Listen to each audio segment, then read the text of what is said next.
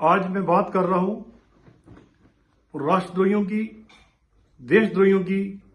भारत की अखंडता के विरुद्ध चलने वालों की, उन मूर्खों की, उन अज्ञानियों की जो दलितों का शोषण कर रहे हैं, जिनको ये नहीं पता कि मनुस्मृति हिंदू धर्म का एक प्रमाणिक ग्रंथ है। और जब सृष्टि बनी थी, सृष्टि की रचना से ब्रह्मा जी ने ये ग्रंथ मनु जी को, जो उनके मानस पुत्र थे, उनको विश्व की रचना के लिए, विश्व के संरक्षण के लिए ये उनको ज्ञान दिया था। और ये हिंदू की आस्था का बहुत बड़ा एक ग्रंथ है। लेकिन कुछ लोग 25 दिसंबर को मनुस्मृति दहन दिवस मनाते हैं। कुछ ऑर्गेनाइजेशन जैसे कुला निर्मूलन प्रोत्साहन समिति, कर्नाटका स्टेट दलित संघर्ष समिति, दलित शोषण मुक्ति मंच और कई डिफरेंट मंच जो इस दिन को मनुस्मृति दहन दिवस मनाते हैं, मैं उनसे अनुरोध करता हूं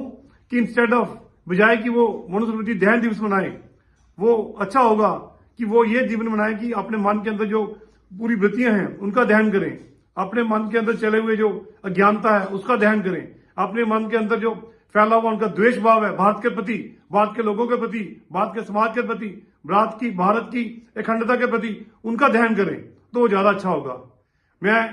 राष्ट्रीय परशुराम परिषद का प्रवक्ता होने के नाते जीवनानंद शर्मा आपको ये कहना चाहता हूं, मनुस्मृति में कहीं नहीं लिखा हुआ है,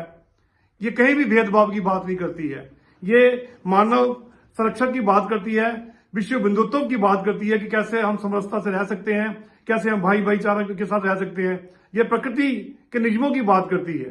ये प्रकृति जो संसार जिससे बना है,